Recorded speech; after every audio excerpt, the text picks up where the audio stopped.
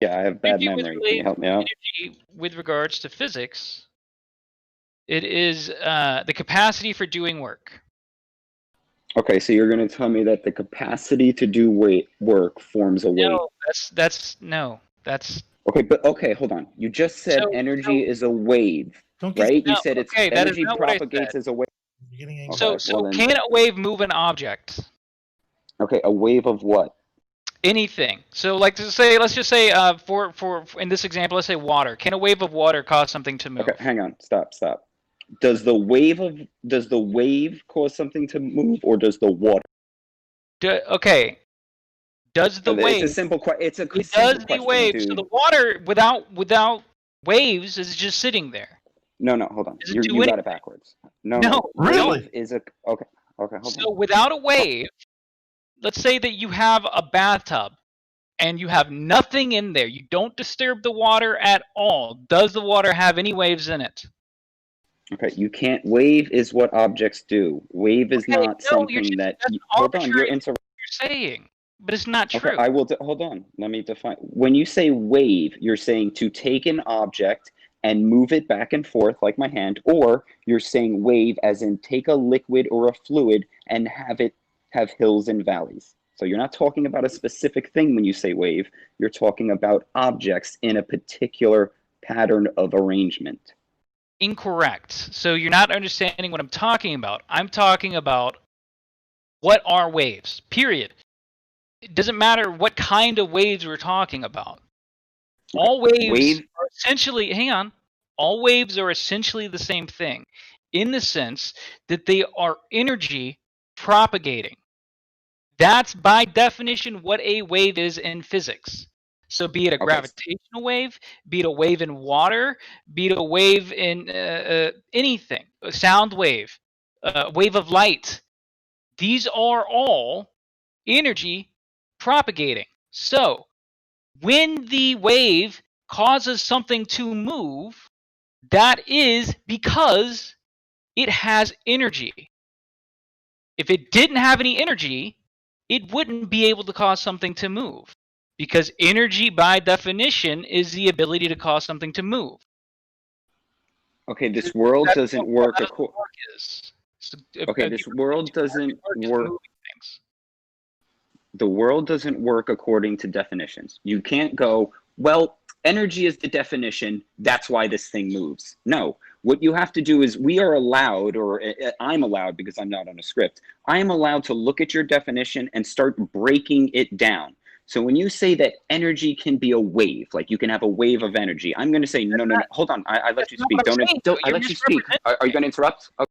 So can you wait till I'm done, though? But can you wait till I'm done and then... I didn't enter. Okay, say what you need to say. You did. I said something very specific. I didn't say energy is a wave. That's not what I said. Waves, again, very specifically, waves are is one way that energy propagates. It can go through a medium or a vacuum. The fact that waves can travel through a vacuum debunks your claim that waves are something that objects do, which is a little bit silly, because waves propagate even when there's a vacuum. Okay, can you before you from the things that they're propagating through? Okay, so let's get very simple because I feel you're going to say I don't understand. I'm going to say you don't understand. So let's bring it to a very simple. If I said water is a wave, would you say, well, that's you're being a little silly. Water isn't a wave. Water is water.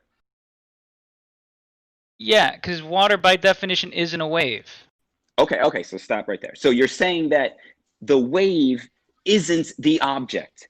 You have the object, water, which can wave, right? It's not like you have a wave. No, the water isn't waving. Water isn't waving. Waves travel through water. Hold on. So what you're saying is that a wave is going to move through water and influence. Yes, you got it. There you go. Now great. Now what is that wave made out of? Energy. Now there you go. Now I'm going to full circle your entire argument and show you how stupid it is when you are saying There is a wave of the ability to do work that touches the water to make it form this particular pattern.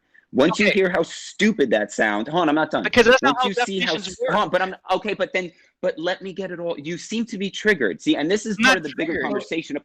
Oh, so why are you? Let- It's let- easy to let- make let- something. I know, let but Redheads get it's his so. full thing out though, because you guys It's are so- interrupting him.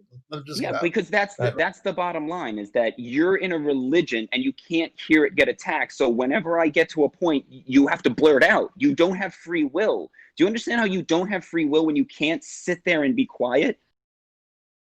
Says the guy Go who ahead, interrupts everybody. It's true. He does interrupt a lot. Let's let him get his point out. Go ahead.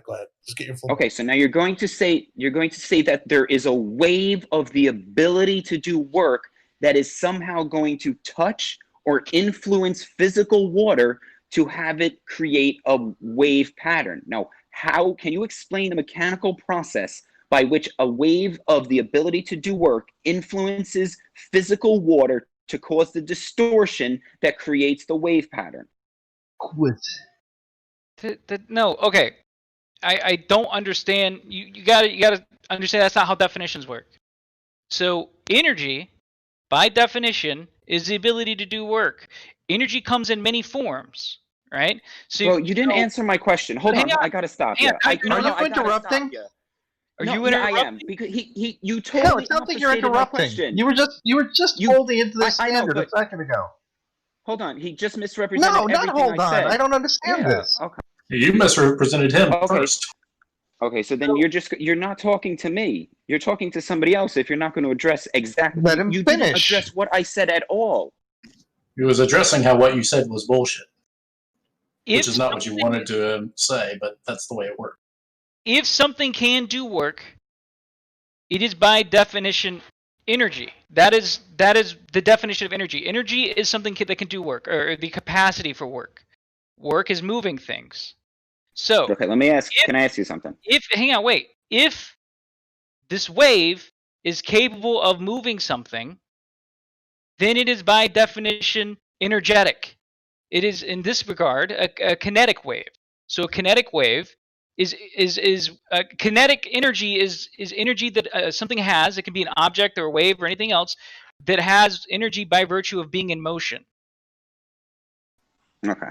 So when you say something has energy, are you saying it is possessing some kind of physically structured object, or are you using energy as a conceptual word to describe the motion of the object? It has the ability to do work. Therefore, it has energy. Okay, hold on. Can you explain in detail what having the ability to do work, how that moves an object? Okay. Work by the physical definition is moving things. Work is the moving of something, right? If I push and push and push against something, but I never move it, then I'm not doing work. Make sense? If I try to push this heavy desk and I'm just not strong enough to push it, I haven't done any work. Okay, I disagree. But you disagree.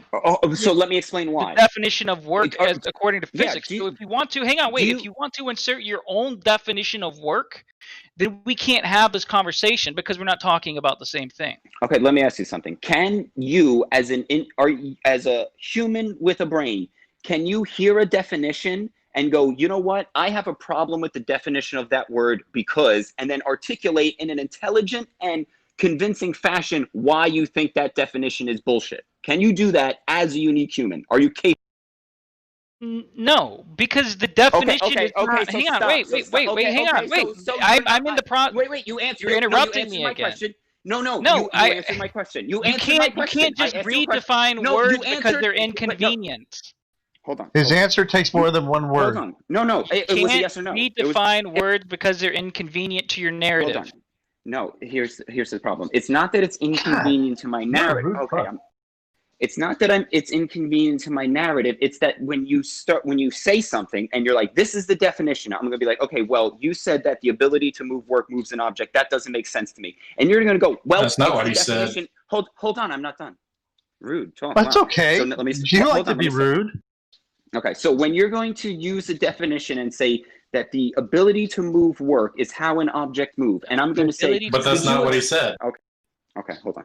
I know. So interrupt me again. So when you're going to say, well, it's kind of pointless to keep going when your premise is that he said X when he said Y. Okay. He has Okay, to but then let me get. misrepresent what I'm Okay, saying are in we order to all make right? an argument. And this. Let him build a straw man.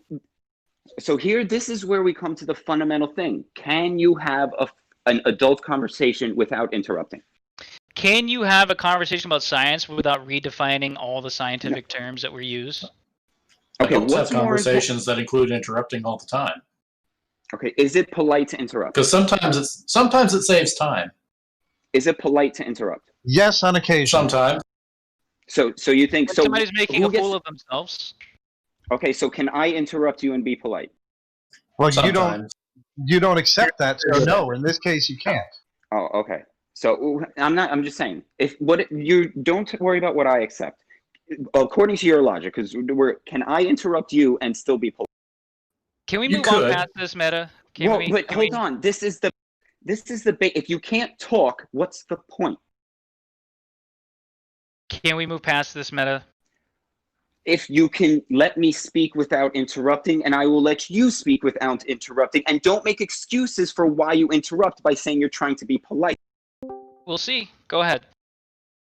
Okay, so when I asked you, could you argue a definition, you said no. So that means you are locked into this definition regardless of whether it makes sense to me or anyone else or even to you. Because what if you got a definition, you're like, well, it doesn't really make sense, but it's the definition, I got to go with it. Okay. Because when we're talking about physical things, the laws of physics and things like that, you have to go based on the definitions of the words as they're understood. Now, definitions are descriptive and not prescriptive. I'm using the word how it's used commonly by everybody who knows anything about physics to describe physical things. So if you want to talk about something else, maybe we could use a different word for it, but the word work has a definition, and redefining it because it's inconvenient is not a good way to go about debating.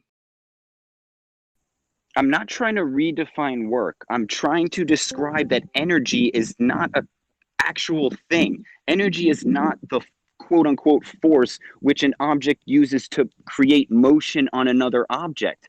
Matter is what creates that motion. So if you were to have a wave, that wave would have to be consistent of matter. And that matter you could describe as having energy. You could say energy is a property of matter, but you can't remove the energy from the matter, because without matter, you can't have any object to store the energy in. And we know that's not true because energy propagates in a vacuum. We know that energy propagates in a vacuum because vacuum tubes used to be how we did computing. This isn't anything new. If energy didn't propagate in a vacuum, vacuum tubes and light bulbs and all that stuff would not work. When you turn on a light bulb, why can you see the light even though it's encased in a vacuum? But it's not encased in nothing. See, now when you say vacuum, when you say it is. It's so the inside of a light bulb, an incandescent light bulb. Okay, well, but what do you mean by nothing? Define your term. Okay. Yes, nothing is not in existence. Then a vacuum isn't nothing by that definition. Well, that's my point. But a vacuum is. What point are you making with that? My point is that. So this is my point. When you say vacuum, that is a term you're going to use to describe a contained area which you've hooked a pump up to, which you've then proceeded to pump air out. Now, you think, according to your worldview, that air is made out of bouncing little balls that is moving around in quote-unquote nothing. And you think if you can get all of the balls out, you'll be left with just this nothing, this not in existence. Well, no, which is, it's not. Hold on, I'm not done. It's not nothing. I'm doing that time-saving thing. Okay, but yeah, but and that's the thing. If it's not nothing, then it's something. So then you have your conundrum of. But empty space is. It's devoid of matter. Is the point? So no, that's if not. Your claim is yes, it is. Hang on, wait. If your claim is, I'm saying a vacuum is inside of a light bulb. It's a vacuum, an incandescent light bulb. inside of a vacuum tube. I don't think modern ones are actual vacuum incandescent bulbs. That's what I'm saying. I'm talking about. That's why I'm talking about incandescent light bulbs. Yeah. Yeah. So incandescent light bulbs is a vacuum. That means there's no gas. There's nothing for the light to transmit through. If energy were simply a property of matter, then we would not be able to see the light because there would be nothing to transmit the light to us. But we can see the light because energy does not require a medium to propagate. It can propagate through a vacuum because energy is not a quote-unquote property of matter. Okay, so this is why definitions are very important. Now, I know let's just go back. Did we agree that nothing is not in existence? Did we agree on that definition? We can use it for now, I guess. Okay, no, well, but I want to say we can differentiate the two things. That's fine. Okay, so because this is my point, is empty available space that is capable of being occupied by an object the same as nothing? By that definition of nothing, no. Okay, so can you say that a vacuum is nothing? By that definition, no one has ever said that a vacuum is nothing.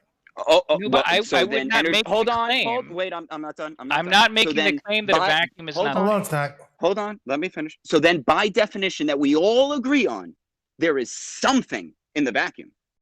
Yeah, empty space. I would say space. The thing that is in the vacuum, you have the light filament. So wait a minute. Hold on. Let me explain this. If you have two objects and there is nothing in between them, there is nothing in existence between these two objects. Well, by your definition, those two objects would be touching. If two objects are not touching, and there's no matter between them, there. But you're moving the goalpost. Empty space. You're moving the goalpost. No, you are, because you said no. Hold on. You're moving the Guys, goalpost. One at a time. Okay. If Slacker's on the thread, let him finish his thread. That's all you have to do. He's literally just let him sort of get to a conclusion. Well, Slacker, would you please tell him that he's moving the goalpost? Well, let's see where he's.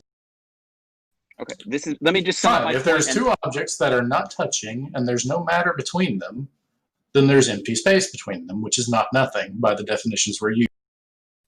Okay, so now what I'm saying is just now, bear with me. Now let's say we have this empty space and there's nothing in there that humans can detect.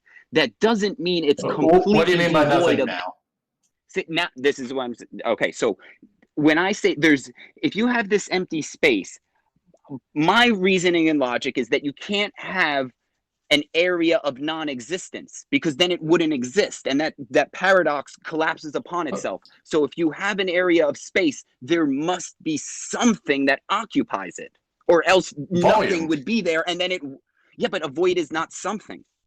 I didn't say that there's nothing there. I said there's a volume there.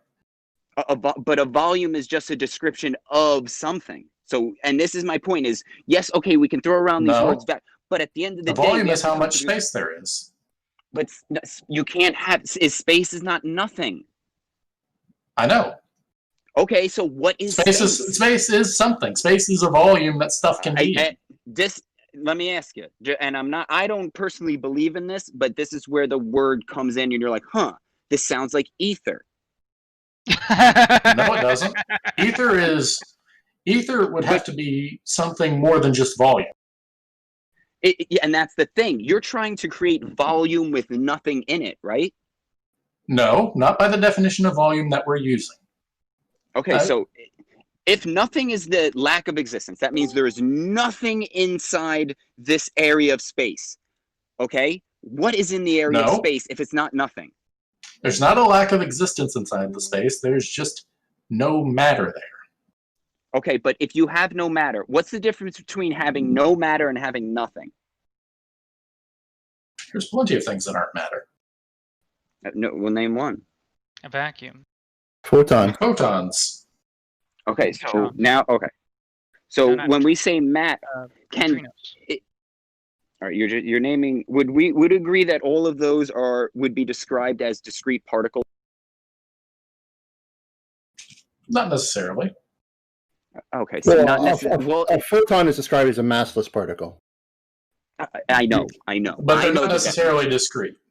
You mentioned- Depending on what you how mean by about this? How about this? Okay. Right the hand. You're making an extraordinary claim that electromagnetic waves cannot travel through a vacuum. Could you please No. justify this claim? Oh, hold on. Listen. I'm not making these claims. I'm trying to come to an understanding of words. If we say that inside of a vacuum, there is nothing but empty space, I'm going to be like, We're not saying empty that space. by the definitions that we've agreed on. Okay, so then that's so if this empty space, what's the difference between empty space and nothing? Structurally. Volume. Okay, but that volume is just a word. Like, can you tell me? Volume is a mechanical description difference? of how much there. Volume is a description of how much stuff Okay, so that what takes is up the volume can fit in. So Okay, so what is the stuff that is creating the volume in empty space? who says it has to be created? It could already be there. Well, if you don't have something there, then you have nothing. And if you have a space, then you I don't have nothing. so I it have must be something. I have volume. Okay, so what is that volume made of? Space. What is space made of? Oh, that's one of those fundamental questions of reality. It doesn't have to. And do you see, We don't have to. See how We don't. Let me finish. We don't have to know exactly what something's made of to be able to describe it. Okay, so but the idea. So then, what you're doing is now you're saying But space now isn't matter. Space isn't hold on, matter. hold on. I can say that. Let me clarify, and then if you don't like it, you can. So we started with the fact that there was nothing, but now what we're saying is that when you have We didn't this start vacuum, with there's nothing. I'm getting to where we are. So you're like, in this vacuum, there is something there. Or do we agree now? Volume. A vacuum, Terman posted a definition. No, hold So on, stop. A vacuum is wait. space in which. Hang on, wait. We're defining the words so we can know what we're talking about. So Terman posted this. Vacuum is the space in which there is no matter or in which the pressure is so low that any particles in the space do not affect any processes being carried on there. For example, the propagation of electromagnetic waves. I got to answer a phone call, so you guys are gonna have to fill me in on what he does. That's a more complete definition. Okay, but here, I'm like, I don't want to argue over definitions. I want us to be able to use our words to be able to. That's the only thing we're doing. Well, first we have to get the established words, because if you're going to say, well, atoms move around in nothing, and I'm going to be like, well, what is? I didn't say that. I know, I didn't say you said that. I said if you did say that. Well, that's then why I why wanted bring to it be up? Okay, because I wanted to be why I was going through this. So when I asked you what volume was made of, and you said space, and then I said, well, what is that made of? And you said, we don't know, right? Do you agree? We could get into the weeds, but that's not necessary. But it is, because if you're going to say, well, I there's disagree. something physical. Okay, let's entertain my idea that there is something physical there we are incapable of detecting at this moment. What do you mean by physical? That it is in existence. Can you demonstrate that to Okay. exist? Okay, Are because non-material things physical? do you need, in order to have existence, do you need some sort of physical structure to take up a space or a place for you to exist? I'm not sure I understood that wording. Okay, I'll try and straighten it out. Can you be real if you don't have any physical structure to take up space and exist? Yeah. Yeah. I mean, not me personally, but things can be real if they don't, even if they don't take up space. For example, your like thoughts electromagnetic are waves. real. Oh, What you're and this is thinking. would you say that nothing takes up no space, right? Nothing doesn't take up space I because can't it's make a claim non-existence. about what nothing does because nothing doesn't exist. Exactly. So if now we have to define clearly what it means to exist, right? Now, I believe you cannot exist without some sort of physicality or a structure to your body. Because if you What do can you mean by exist without a physicality? body, okay, so if I was to say, well, I think angels are real, they just don't have a body, they're just a spirit. You'd be like, well, that sounds like bullshit. I'm gonna be like, well, what are you saying? Are you saying that the only way that something can exist is if I can show you the physical structure in which it exists? Because now you're going to tell me that a photon can be kind of like an angel. Well, you're ignoring the fact that we can test and see these things. So we could see No, that you can't even if see we a can't, photon. hang on, wait, but even if we can't see the photon, we know it's there because we can do experiments that confirm that it's there. Of course No, we you can see never photons. How do you think we see?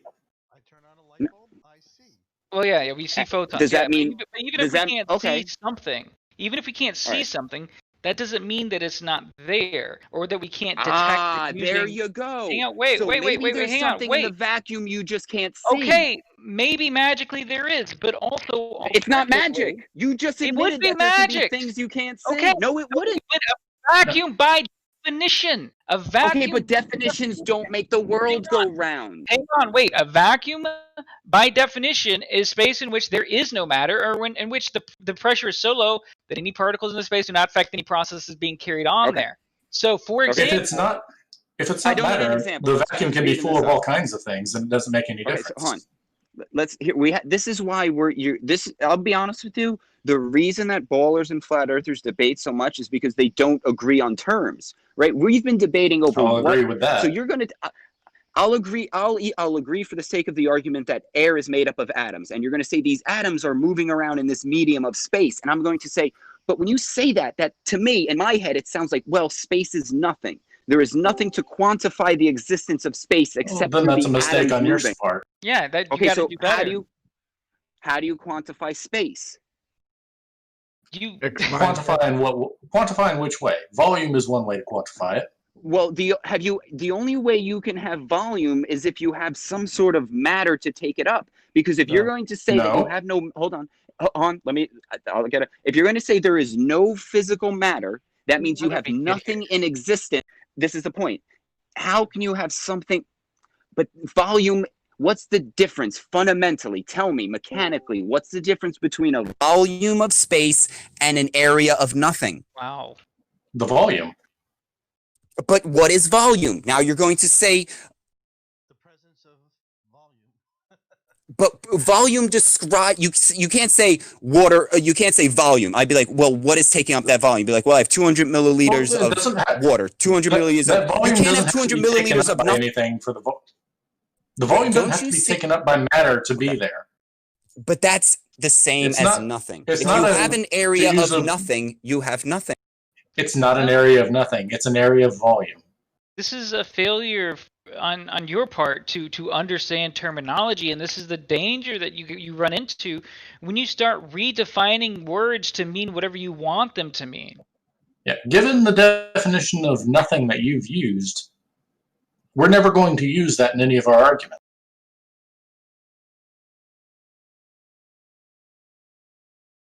This is why you don't just redefine words.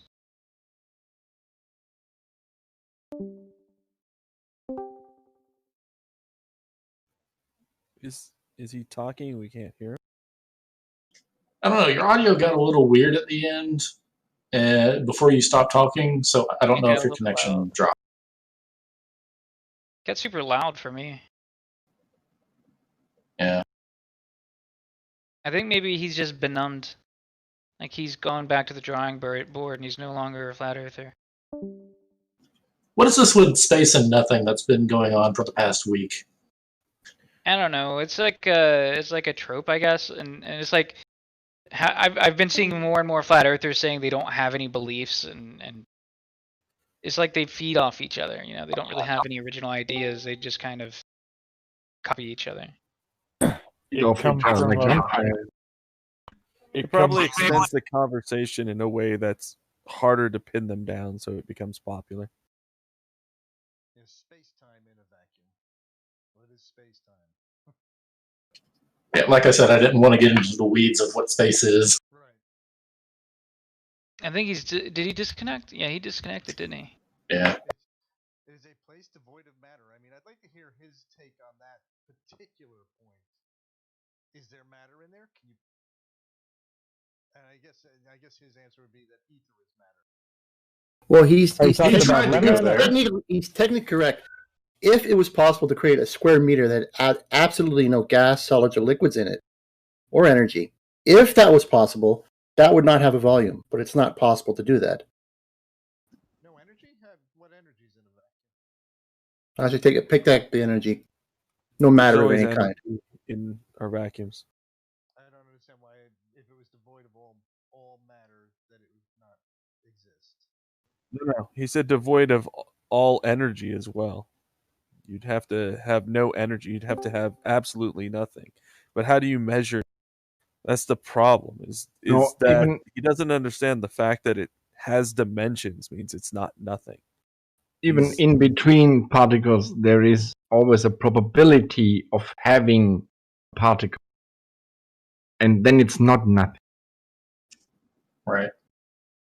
I'm still not sure I follow that. That it had no energy. I mean, find ourselves out at the deepest, darkest. No, I retract that. I misspoke. The energy portion. So, who was this conversation being had with? I missed them.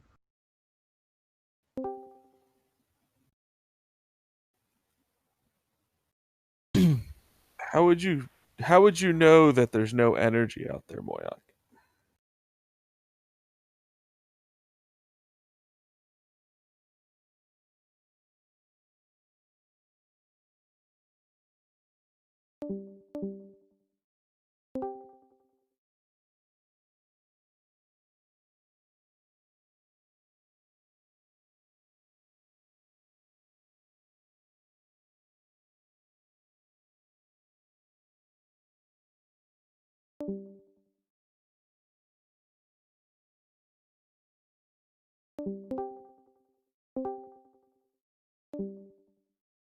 Did the entire chat just go quiet? Yes. Pleasant respite. No, just because there are plenty of citations that'll tell you that the volume definition does require to have something within it.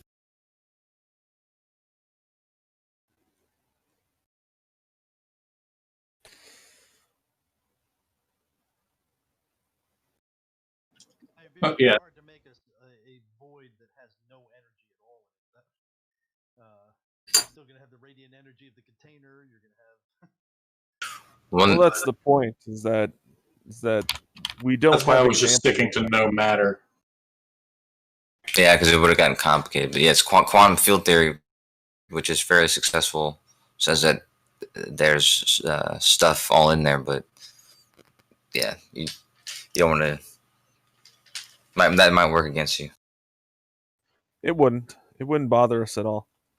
Well, I know, but It would just take longer and be more complicated. yeah, exactly. It But would help my argument that something's in there. Oh, I never said that there was nothing, specifically because you defined nothing as non-existence. Yeah, well, I think there is something there with physical existence. We just can't You never detect it. You never gave a well-defined definition of physical existence, though. I might agree with you. Well, it would have to be something that is in existence. And when I say something, I mean a thing. And a thing must have a physical structure or a body. And can you That was demonstrate circular. that there is something, and what that actually is? Bro, I'm not Well, here I to, like the I'm not here non-circular to demonstrate definition anything first. here, bro. I'm not here to demonstrate So anything then here. why How am do I you going to believe it? And why should I accept it when you can't demonstrate? Because no, because we're talking about But wait a minute, let's get a non-circular definition first. Your definition of physical existence reduced to it's something physical. something Can we that get a takes better up definition? something that has a body that has shape and it is in reality taking up space. Does it have to be matter? And can you demonstrate that the thing exists? We're talking fundamentally. Before we get to demonstrations, let's get definitions. Does it have to be matter, or can it be non-matter? Well, can you conceptualize something that isn't matter or has no physical structure to it existing in reality? Like a photon? Well, how would it here? And then this is my question. If you were telling me this, I would be like, well, you're saying the photon has no physical body. Then what did we detect? Depending on exactly what you mean by physical body, I'm still not sure. A structure, an object. Photons have that structure. has shape. They have wavelength. Okay, what is the shape? What shape does it have? It's got a wavelength. But a wavelength is you're just describing. A wavelength is just the distance between 2 points. Can you give the definition? Can you give the definition? I never said I We haven't gotten to ether yet. Body. Can you give the definition what you believe of that physical body that is supposedly there? Well, I'm trying to use very simple words. Like if I said a thing, Sometimes you'd be like, things well, are too complicated for simple words. do you really think existing in reality as a physical object and something that doesn't exist, like a thought, is it really so hard to differentiate between a thought and a rock? I never brought Like, up what is the thoughts. difference between the two? Is it so hard to conceptualize an empty void? Well, that would, to me, that's nothing. Well, we already agreed that nothing is something that doesn't exist. So we're clearly talking about something that exists. Yeah, so you shouldn't be talking about nothing. Well, I would say what's in that space. There's got to be something in there. Fill it with something that you have. I'm not trying to fill it. I'm going, yo, look, reality. There's photons in there. Give us a definition of that. But like I said, there's photons in there, so that's something. Okay, Now, so give us then a definition photon of is a what thing. You regard as what is that is in there? Give us a definition of that. Stay I'm with not the trying topic. to define. I'm not Stay trying, with the the topic. is. Okay, don't get triggered. Give I'm not me a trying definition to. of what that is supposedly what you claim there is. I'm not claiming anything is in there. I'm just I'm making logical questions. I'm saying if we have an area of space, right? Can you have this area of space that is an area of nothing? Like there's just nothing That is an there. argument It's just from ignorance. Well, like I said, you need to stop using the word nothing, considering the definition that we agreed to for it. well, that's what I'm saying. So then so now I'm going to say I have this area of something, and then it's either you have an area of nothing or you have an area of something. We agreed it can't be an area of nothing, therefore it has to be an area of something. Can we? Are we? And that would be an argument from ignorance. Give Okay, us now a definition of what you claim there is. That when there is something in that. No, I'm not claiming there's anything there. That's not my claim. So don't. I'm not claiming. I'm not saying this is what is there. I'm not saying that. I'm saying you cannot have an area of nothing. That's what I'm saying. Well, we agreed. Given your definition, the argument from ignorance. Okay, so then we have an area of something. You are just throwing your ignorance, not your wisdom. And Okay, we so agreed based off your definitions. Okay, so now my question becomes, what is that something? And now you're going to say, like I said, there's photons. I'm going to say, but okay, so now so describe to me a photon. What does it look like? How is it behaving when it's well, what it looks like depends on what wavelength it is. Hold on. Would you have to agree that every the entire volume must be filled with photons? There couldn't be an area that doesn't have a photon in it, because then that would be nothing. I disagree, but okay. If you disagree, can you explain why? Because there'd still be volume there. Okay, but what is, okay, when you're probably going to have, I don't think you're not going to have a space that doesn't have a photon everywhere, because there's photons of every wavelength. Okay, so now there's going to be something. Okay, I agree. So what we're establishing is that in every cubic centimeter, nanometer of this area of space, it is filled with photons. Sure. All right, so then the energy is propagating through the photons. No, the photons are the propagating energy. Okay, but hold on. Okay, so you're saying a photon is, in fact, energy. It carries energy, yes. Okay, so in order to carry, do you need a physical body to transfer energy? Again, I'm not sure what you mean by physical body. So in order to transfer energy, you need to have something in existence that can have that energy. Like the photon. Nothing in specific. Just there must be a thing, right? Okay. Okay, so what is that thing that transfers the energy? The photon. Okay, so then a photon is a thing. Sure. Okay, so then the thing that is taking up the vacuum is photons. That's one thing, yeah. Okay, so then the energy is propagating. There could be other things too, but that's one thing. All right, so then there's not. Okay, so then we've established that in order to have a waves, you need a thing, because the waves are the things, which are the protons. So the photons. So now you're saying, so there is something, yeah, because now you have something in the vacuum to propagate the energy. I never said that there wasn't. Well, my claim was that there must be a thing right? You must have something in I'm beginning existence to to make a wave. suspect you're using thing differently than I am. No, you said you don't claim anything. No, You're suddenly claiming there's something. So give us a wait, definition if you make that claim, and don't check out.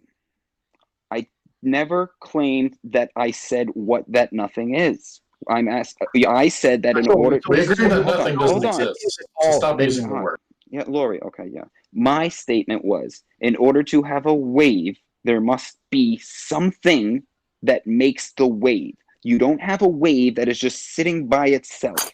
So, and this is where we came to, well, inside the vacuum there is nothing, but the energy still. Nobody said that. And hold on, that was the argument. That was the argument. Once we agreed on the definition of nothing, no one said what you're claiming. Well, so now we are in agreement with me that when this wave is being made, it's not the wave, it is the photons that are the thing that is wave. The photons are the wave. Okay, something must be the wave, because you can't have a wave of nothing, because then it would not be in existence. Yeah. So the thing that makes the wave is the photon. So okay, there you go. So now you must. So a photon is a thing that exists to make. A photon is being like a ladder. You know, the E in electric field and the magnetic field, they like build on each other. Just think about that, man. The photon must be a thing because it's what the wave is made of. The photon is the wave. No. Water is not a wave. Photon is not a wave. Photons make waves. Water make waves. This was the entire point of saying that the thing inside of the vacuum is photons, which is waving. Because you can't wave nothing, you must wave something. So the thing in existence that makes the wave in water is water. The thing in existence that makes a wave in light is the photon. That's where we got to. No, that is not. No, I don't. The water wave. You've got water sitting still, and then you introduce energy, whatever you want to call it. You move the water, and it starts to propagate.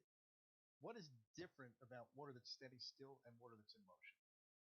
Well, because it was, in my view, the water that's in motion was influenced by some kind of physical object to cause a disturbance in its surface. So when you said we made it ripple, how did you do that? You can't just make it ripple with your thoughts. You would have to. But what's moving through the water? Why is the flat water that the wave encounters? Why does it start to move? Because it's not like when you create a wave, right? Water is a object that moves viscously. It's a fluid. So if you influence one part of it, you're going to immediately influence another part of it because it's all connected. Sure. So when you push the middle, you create sure. Well, okay, let's not get into that argument if we're looking to save time.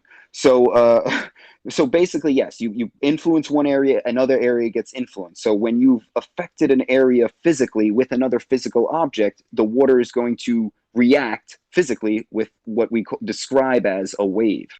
Call it kinetic energy, and the kinetic energy passes from molecule to molecule through the wave, through the medium, through the medium. It forms a wave, and this wave keeps on going. What's the problem? There's energy. My problem with that is energy of the first movement. Still water is still, moving water is moving. What's the difference? Energy. Well, no, the difference is that, so when you say energy, it's not like you have a rock, you have water. They both have energy. And then you throw the rock, it hits the water. Some of the energy leaves the rock physically and goes into the water. No, Yep. what you have is a rock and water. And when you take the rock and put it in water, you're going to have this physical interaction. There's no energy involved. Energy is just a conceptual term to describe. The transfer of energy. We're just talking, like, when you say physical attraction, and this is why the words are so important. That's interaction, but okay. At the most fundamental level, like when I think about the rock, the water, and the waves, I think in my head, I see this rock, which is physical, making contact with the water, right? And then the water, since it's all connected, starts this wave. I never use, I don't need to use energy. I don't need to introduce force or any of that. In my description of what happened, it's all the rock and the water. I mean, yeah, you could do the math and avoid the energy equations, but energy is a useful quantity to measure properties in reality with. I agree, and this is why. And since energy is a good quantified measurement, this is why we can't use it as the substance in which a wave is made out of, or any sort of mechanical. No one did. Well, when you say that energy is the cause of the waves, it makes it seem like energy is somehow inputting an influence into the water to create a wave, when really what is happening is you have the rock energy is the influencing the water. influence. Energy is the influence. Well, no, the rock would be the influencer of the water, not the energy. Well, if the rock didn't have any energy, it wouldn't be influencing. No, the rock has physical matter which can influence the water. What if I just lowered? But the rock wouldn't be doing anything if it didn't have any velocity, would it? Well, but when you say velocity, you're just talking about a rock in motion. But you're talking about a moving rock. Exactly. A rock. If the rock were sitting there, it wouldn't be influencing the water that way, would it? No, In yeah. the low So energy state, like very slowly, I wouldn't create a wave. okay, but like when you say low energy state, like I try and simplify. Like when I feel like language should be used to simplify the world that we use. So when I describe to somebody like, well, what happens when you throw a rock in water? I would be like, well, you take the rock and you're going to throw it. It's going to make contact with the water, which will cause the water to ripple.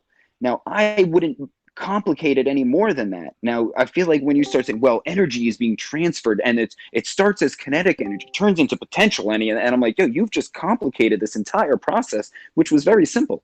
Well, simplifying thing is good, but sometimes you want to get at the details, and the details get complicated. Well, what detail? Rock even harder, or more gentle. Well, you're just waves, less waves, sure. You're describing different. What if I want to predict exactly how big the waves are going to be before I throw the rock? Then I have to get into the details, and that gets complicated, unavoidably.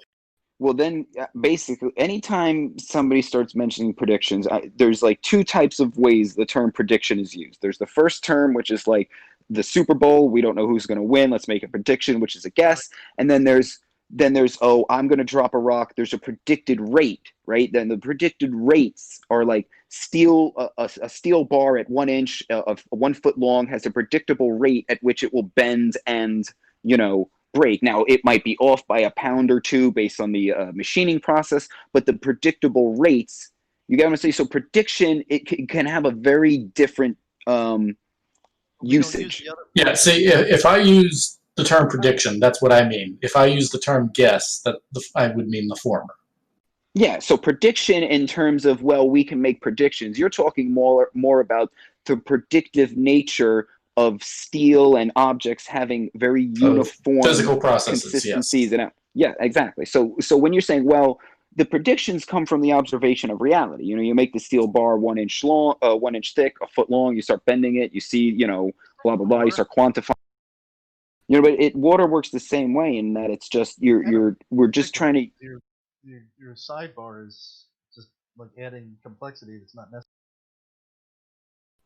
Right, well, all I'm trying to say is that the only thing that in the actual world, the only thing that did anything was the rock and the water. Wave, energy, force, throwing. These are description words to describe what actually. If I put the rock in slowly, there's no wave or a very tiny wave. If I throw it really hard, there's a big wave. What do we call that difference? Okay, well, we can call. Okay. I'll call, for the sake of argument, we can call the difference throwing the rock harder. But can you, with the term energy, can you describe with energy why the rock makes bigger ripples when you throw it harder? Or would you need to use words like physical contact, more matter being kinetic displaced? Energy equals half the velocity times the mass squared. Okay. I'm, like formulas, yes. Okay, we can quantify that. That's the reason that the waves are bigger when you throw it harder. No, that's not a reason. Okay, that's a math formula. The math formula is a description of reality. Can a math formula give you can a math formula describe the why something happens? Can you say a rock falls because math formula?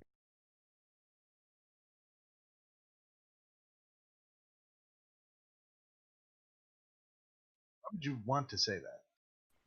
Because my point is you can't. In order to describe why something happens, you need to use words. You would have to be like, the earth is exerting a pulling force with some kind of non-visual physical connection on the rock to pull. I'm just saying. I'm just using it as a demonstration. So we could, if I wanted to tell you why the rock made the water ripple, I couldn't give you a math formula. I would have to use words to describe the physical process that the rock is doing to the water. Well, that's because you have an aversion to getting into the complicated descriptions of reality. No, well, but I have no aversion to getting into complicated descriptions of reality. I'm here. Well, you said you did a minute ago. Well, I have an aversion to trying to describe something with math because I don't think it can. If you were trying to tell me why a rock made a water wave, describe reality? Because if you were to trying to use math to tell me the why something happens, you couldn't do it. All you could do is describe what you saw. Describe the process. But not if you don't know the process. That's still part of reality. Yeah, but if you don't know the process, you can't use math to describe it. You have to know the process first. Can I ask you a quick question? You see what I'm saying? Yeah. Let me ask you a quick question. Dropping a steel ball into water. Okay, you drop it from a stationary. You're holding it 1 foot above the water. You drop it. You see, ripples and you see a splash or whatever. You repeat that same experiment, but you drop it from 5 feet instead of 1 foot. You see larger ripples. Okay, like a bigger splash. So we both agree on the why. So why do you see a bigger splash from 5 feet? Depends on how complicated you wanted to get. You see a bigger splash because you see it. The ball's going faster because the ball's moving faster.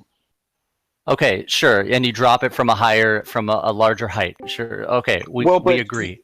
But now if that's a very simplified why are the ripples, but why is the splash bigger? Okay, now if I'm interested in calculating if I'm interested in measuring the size of these ripples, the size of the splash, I do this with repeated experiments, dropping it from 1 foot, dropping it again, making a measurement of the ripples, dropping it from 2 feet, dropping it from 3 feet, 4 feet, 5 feet, all the way up to 10 feet. Okay, so I have 10 of these observations.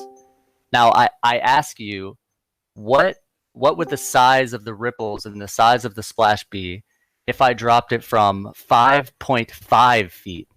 How would you answer that? I would drop it from 5.5 feet, see what happened, and then tell you. Okay, but without no. If I asked you, what do you expect to happen if you drop it from 5.5 feet? What sort of how big would the ripples or how big would the splash be? Would you expect it to be if you dropped it from 5.5 feet? You can't drop it from 5.5 feet. I'm asking you. Bigger than 5 feet. Bigger than 5 feet. Smaller than 6 feet. Exactly, but I want a specific, quantifiable, a prediction from you. That's the best. That's the best prediction you can give. Is a little bigger than 5, but a little less than 6. Well, thank goodness for science and equations and and experiments that give us a very precise prediction. I can get more precise. It will be bigger than 5.49999999999, and how do you know how much smaller than 5. Well, because what we have done as a race of let me finish. Because what we've done as a race of human beings is taken these standardized units and saying this is an inch, this is a foot. So if we weren't near each other, right, and you were on the other side of the globe, and I was talking to you through this magical phone, and I said, could you draw a line that's 1 foot long? You wouldn't have to go, well, how long is that? And I would go, well, use your foot. And then you would say, well, our feet aren't the same size. You're extrapolating and complicating my very, very simple procedure that I set up for you. The best prediction you could give, which you literally just said is, well, it would be a little bit bigger than 5, but a little bit less than 6. I said 5.49999. That's unfortunate. That's the best prediction. No, you didn't hear me. I said 5.4999, and that's just the number. When you say 5.5, you're just talking about a number. That's not an actual thing. Know if this number is going to leave my container. Because if it's going to cause a short circuit. So I need to know whether the walls of the container will be able to handle the amplitude of the water from that rock being dropped from 5.5 feet. Now, give me the answer accurately. Will we die? Here, look, short circuit and kill us. bro. Okay, this is my point. So when if you want to go back to predictions and the predictable nature of matter, we can do that. We can have that same dance again. But my point is, if you're going to try and tell me the why, you're going to say the water is rippling because you're giving me the physical process. You're saying there's a wave of energy. I'm going to say I need that explained. You got to tell me how this wave of energy is influencing this water, and you cannot do that with math. Be surprised. It's not a wave of energy. No, it's a wave of water that carries energy. Okay, hold on.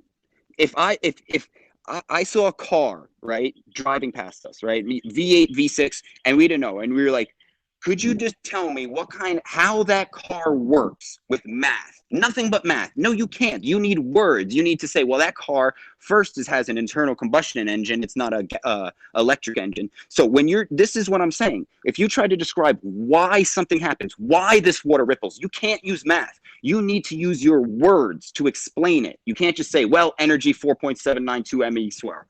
That explains nothing. That doesn't give anybody an understanding of why that rock makes the water ripple. All you do is make this complicated catalog of numbers to describe what we see. No one uses just math.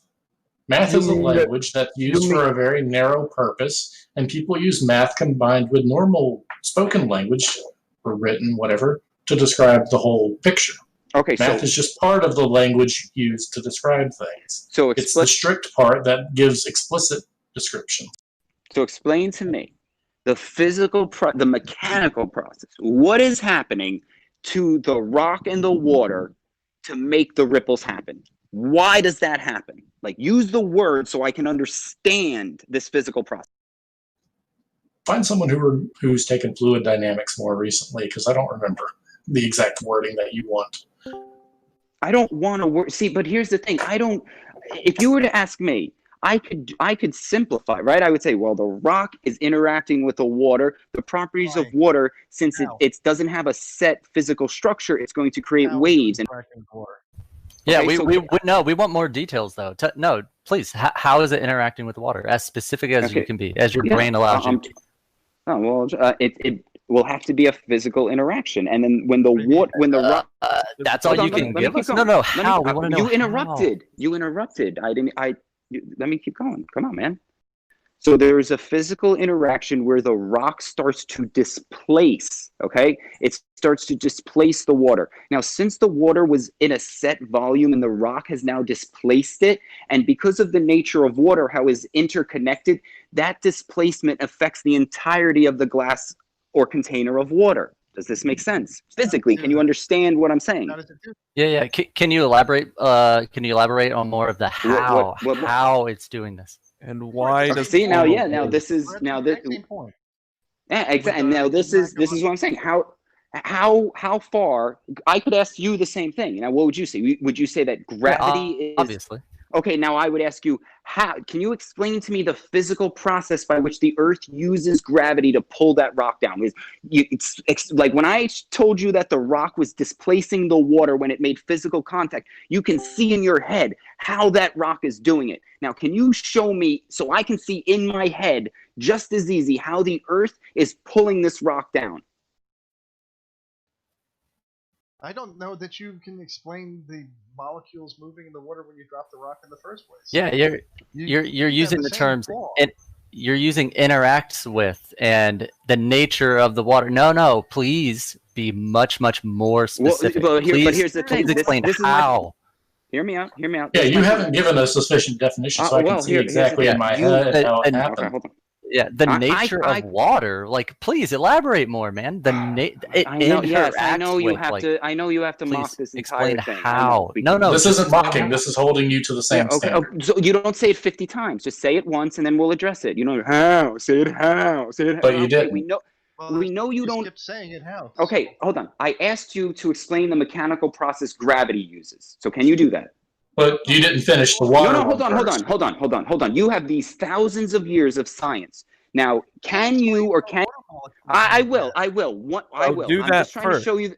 I will. I'm just trying Finish to show one you that topic maybe. before we move to the Oh, next. no, hold on. No. This is my point. My point is that you don't know the Your how. point is that you can't finish No. explaining? Hold on. No.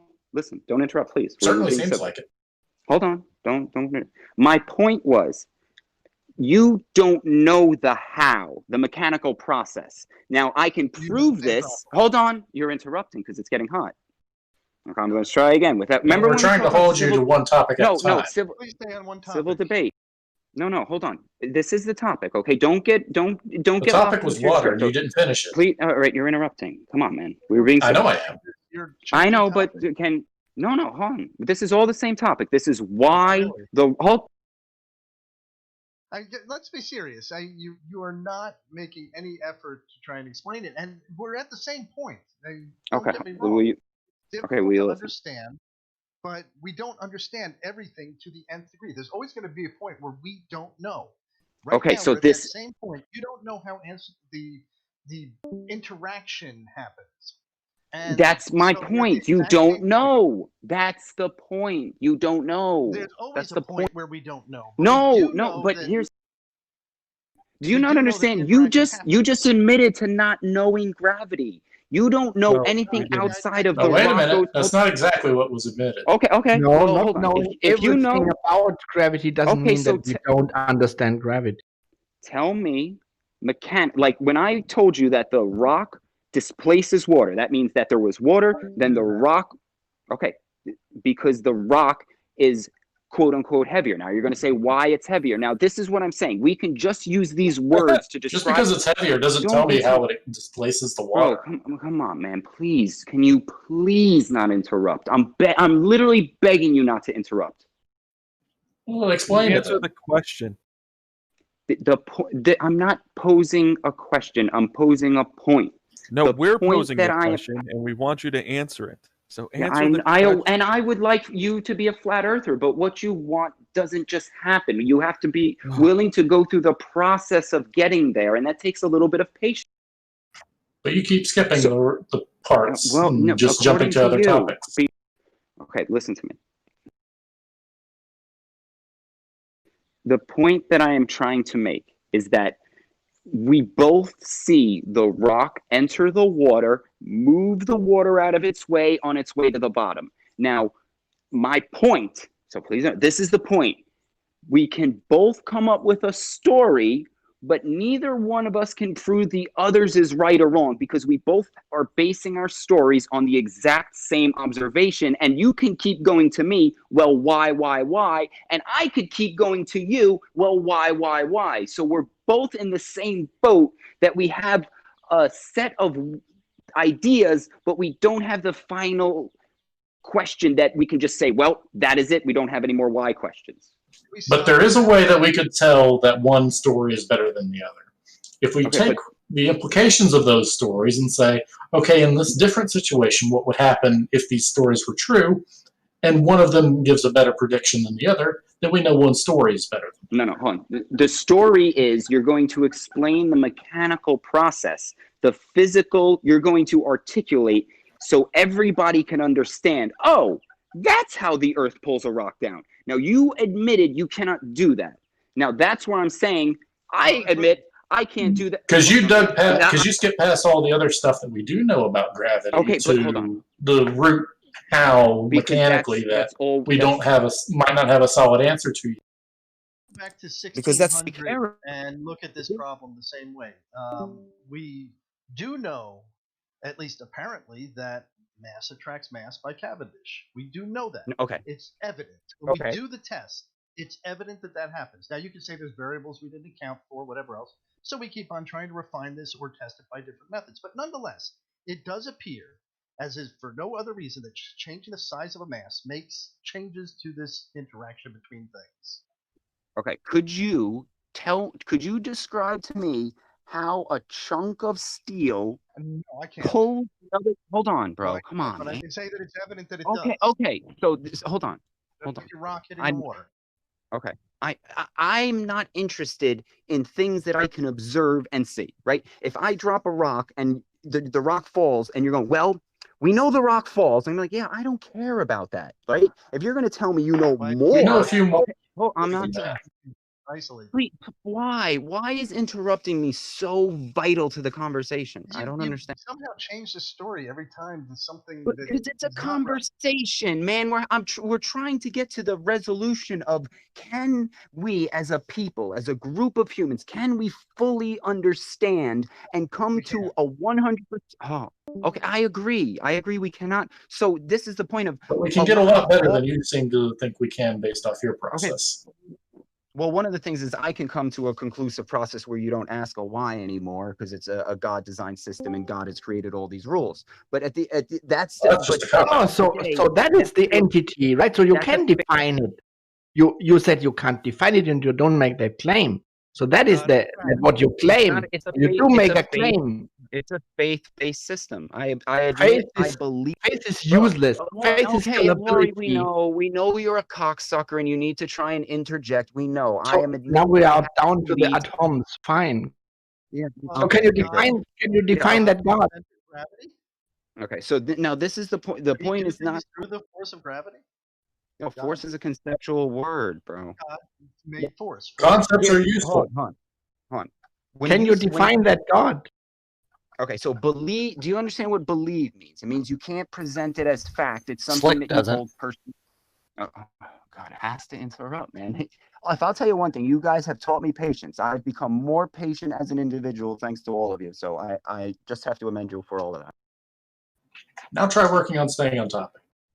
Okay, so when I say I believe that, I'm not making a claim. I'm not saying this is how it happens. I'm just saying, look, because at the end of the day, you're going to tell me you don't know why the rock makes the water, because you can't see the underlying fundamental processes. We can't see what's going on behind the scenes, so to speak, that makes the water ripple. We can make a guess. We can use words to describe. We can give you a hell of a lot of detail, though. You can give details in terms of what the water will do, what the rock will do. You can't give me many details in why. You can't be like, well, there's, the rock. We're not trying to give why. We're trying to give how. Okay, but how I can see the how. That's easy, man. You're not good at describing it, though. Well, how does the Cavendish attract itself? Okay. It seems as if we have a mass-related phenomena. Okay, yeah, well, we call that gravity.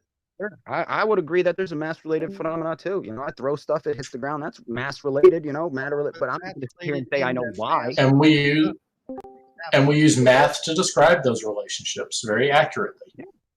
That's right. But I'll tell you what, you don't know why at the end of the day any of this happens. So we don't know the why when you. That's all my point. That's the only. You could call that God. But God could be in those mechanisms. Yeah, see, that's almost a point too. Is that like, look, if at the end of the day, science can almost, and I don't want to get into the science debate right now, but where I'm just saying, well, this is what I believe. I'm just a guy just saying what I believe, and not you particular, but the mainstream idea is almost like, well, we have a very good understanding, but we don't really know either, and it could possibly be God too. So I'm like, that's not very as well, because what's wrong with that is because I'm like, no. That is not the case. First, you have to define that God, and then you should provide evidence why you believe it. Lori, I'm not really going to entertain. I would agree with Mike's hand on this. Yeah, basically, you could go into that definition, and of course, that would be what he would demand if we were asserting our God. But God, I'll admit it's fake. Creator of a universe who's unseen, untouchable, whatever. We could assume that he exists, and that doesn't change one iota of physics. I agree. The only thing I would say is that he could change physics if he wanted to, because he wrote the rules. So if he wanted to, make a that doesn't help at a different, he could. But but regardless, yeah, that's right now. He could go and change it tomorrow. So what? Well, if he's a creator, yeah. I mean, that's on him. That's on him to do. But doesn't help you any. Gravity still exists. Yeah, and I agree, man. I agree that I cannot disagree with the phenomena we see. Who would do that? You'd have to be insane to say that rocks don't fall at a set rate, And the phenomena that we see are accurately described by the math of physics. I agree with that too. It does accurately describe it, but it's never going to. Well, I'm glad you moved on from your previous position then. Well, I think my position was always it's never going to tell you why it happens. That's always No, what I've been saying. you specifically said about half an hour ago, I don't know, that math can't describe reality. No, I didn't say that. It does describe reality. I said math can't tell you why something happens. Well, you said that later, but you did say the other one first. Well, if I did, then I worded it wrong. But that's my point. Math can't give you the why. Like, words need to do that. Like if you were going to what I would like to know is how does that God tell you why? Lori, I'm not gonna. I feel like you're kind of a waste of time. But yeah, physics doesn't give you the ultimate why, but it certainly finds a bunch of layers that we can explain before we get to the part where we don't know. And it keeps going further. Just because we don't have the why or the how for the parts that we're questioning right now doesn't mean we won't later. We may never have the ultimate why, but it will dig a lot further before we get to it than your method. Well, I'm saying just don't rule out if you dig for 100 years and come and find out that God is at the bottom of all. Well, that would be weird because then God would no longer be supernatural. Well, I mean, to me, I look at, you got the sun above, you have it's hard to explain naturally how life came about. It's hard to explain thoughts naturally, right? Like, how does matter have a thought? Like, that is the perfect argument from ignorance. The perfect textbook definition. I'm sure, bro. I'm not trying to have it. I'm really funny. You are giving us textbook definitions of your ignorance. I'm not trying. I'm not Lori. Well, whoever you are, bro. I'm just trying to discuss. I'm not trying to gotcha moment. I'm just here, just talking. We're just a couple of humans talking about the world. No, you're behaving in a dishonest. You didn't give a definition.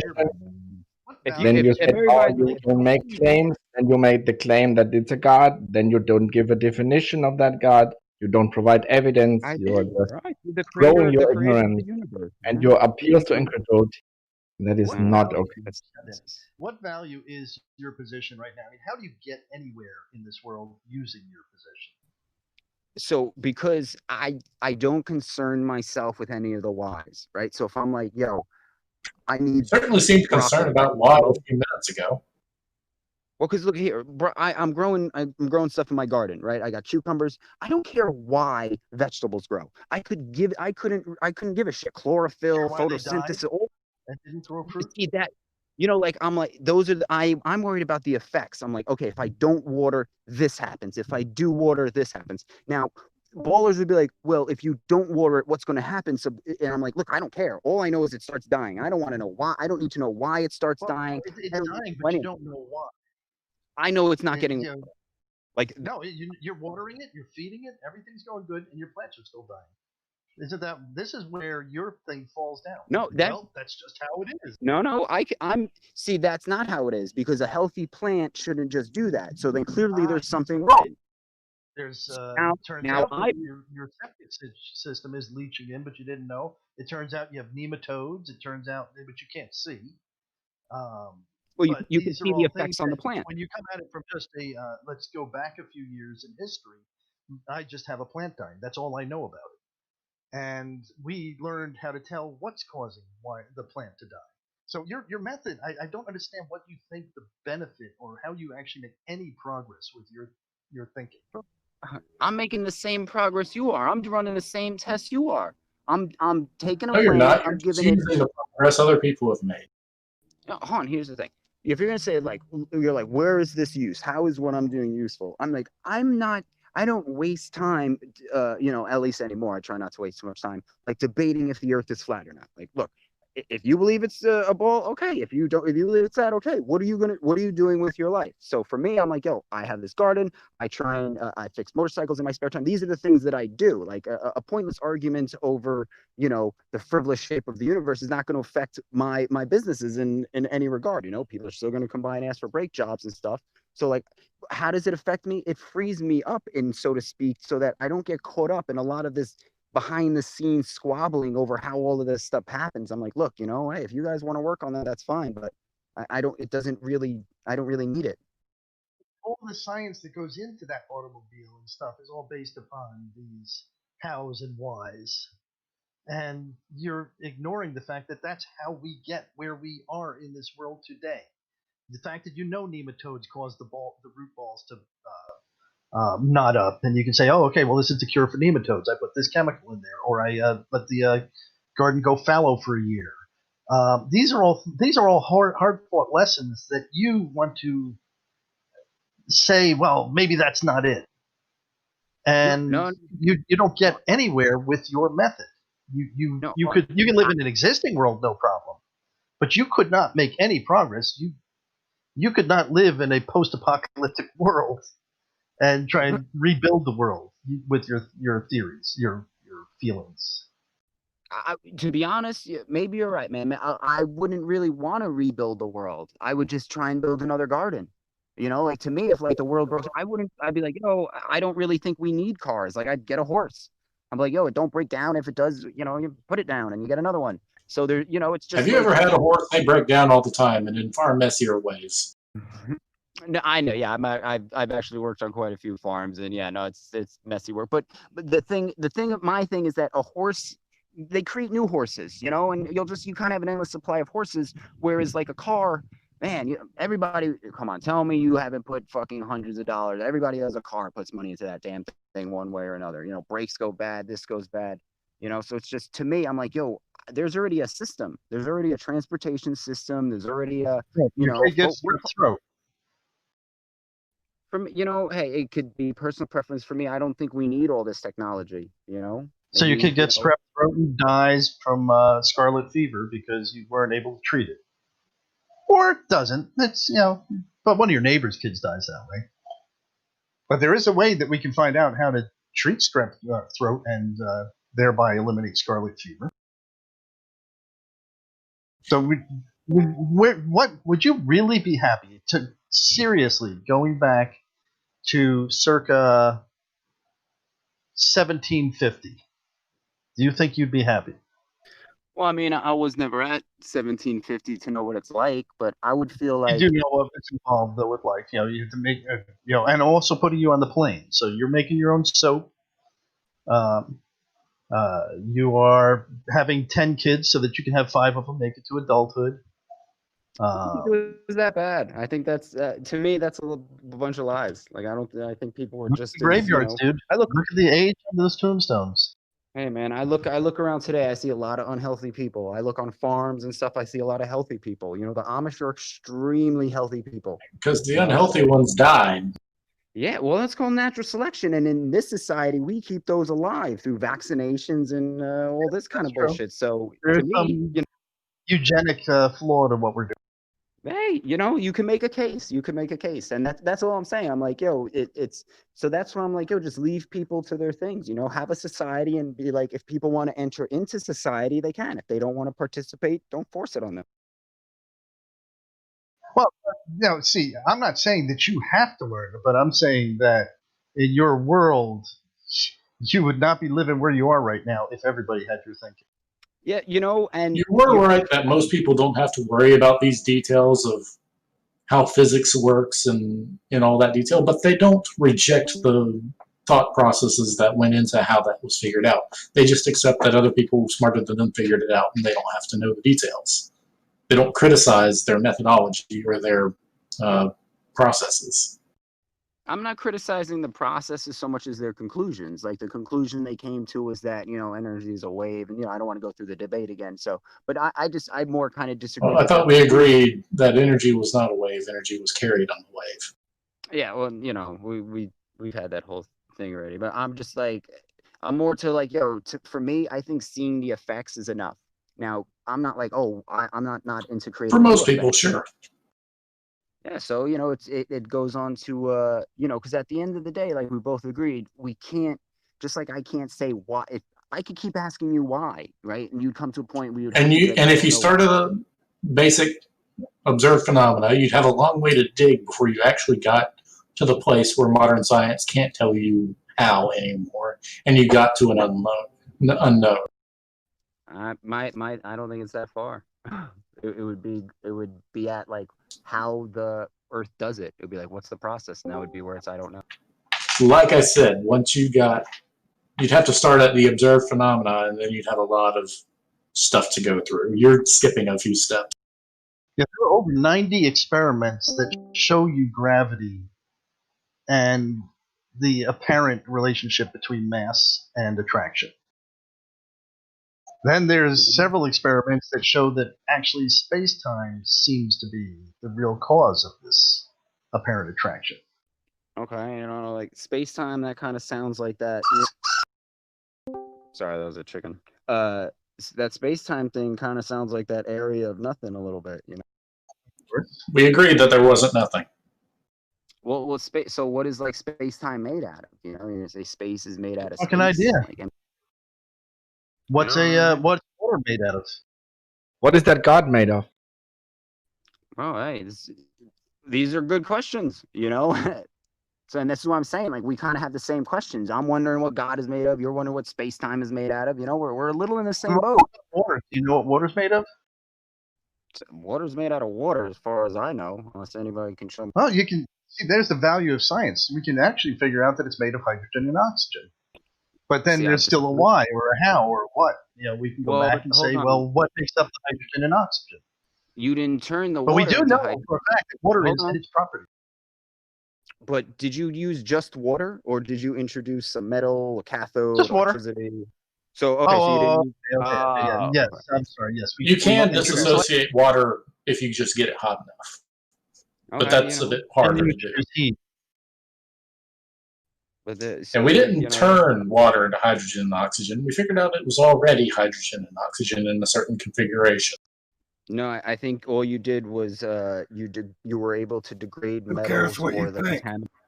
Well, let me explain. So when you say, okay. So when you say we've proven water is hydrogen and oxygen, that is talking about electrolysis, and I'm saying not necessarily.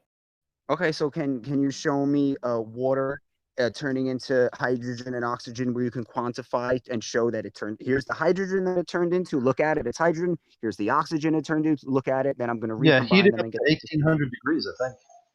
Okay, and we can prepare water from hydrogen and oxygen.